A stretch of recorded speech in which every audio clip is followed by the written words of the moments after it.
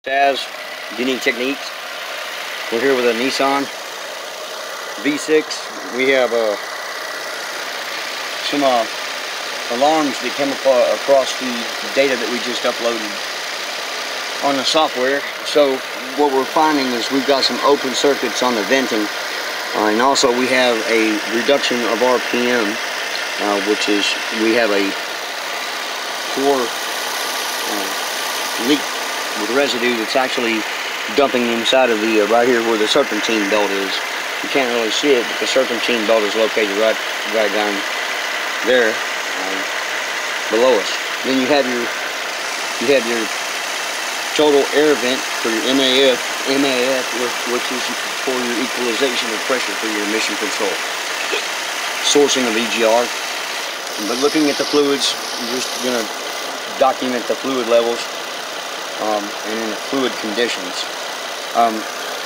Being as this is a common mistake that people make, they always put transmission fluid into power steering.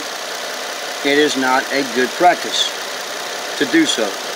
What this does is it actually reduces the life and the integrity of the pump itself, in which you'll see, and it'll actually start blowing through the diaphragm, and you see it. You can actually see that. See if I can pull some up on my finger here. This is red dye. This is automatic transmission fluid. You do not put automatic transmission fluid, and you do not flush. You know, that's why they have all the investigations right now, because auto shops are charging you to flush power steering units. Brake jobs that you don't need.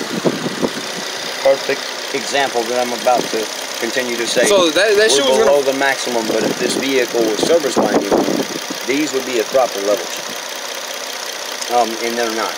However, the oil is definitely terrible. It has to be replaced. You can see the sand sediment. This is from the residue and debris. You can see how it's saturated. You can also see the staining on this side of the vehicle is hardly at minimum compared to this side. You can see it all resides on this side of the vehicle.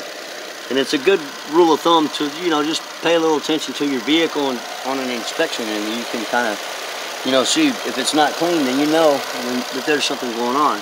You can see this residue, and it's all on the side. Again, as you can see this as well. Let's see it. Let's turn this light on, and you can see the actual residue. And what's happening is that leak on compression, as you accelerate, it actually increases the pressurization on the discharge side of the power steering pump. So where the leak being down low down there is actually coming out and hitting the serpentine belt and causing it to slip as you're increasing speed. Other than that, that is the problems that we found. Definitely not a whole lot of money for repairs here, and we probably wouldn't be replacing this pump. The only other issue that we found is the fluid levels, it needing service with a new air filter, along with a battery, which is shown to be becoming to a dead cell, according to the data that we have across the software that we uploaded from the vehicle ECU. So we're going to revisit you again. We have the information on the vehicle. We're going to do our homework, but for now we're going to go ahead and fill these guys up to a proper level, because this vehicle is going to need complete full service and cleaning to get it back to the standards and get the integrity correct. And this is the main supply reservoir here that goes to the trans sub booster, which is back on the firewall. As you can see, that guy there has got air pocketing in it, which you don't want. These are items that you definitely don't want to see after you pay money to have people work on your vehicles, and whatever the case is, and you don't get good service. And there's a lot of investigations right now all over the place that's going on for people that are just taking your money and not doing their job. So this is Taz with Unique Techniques. We'll revisit you again as we'll be doing the service and correcting the issues at hand here.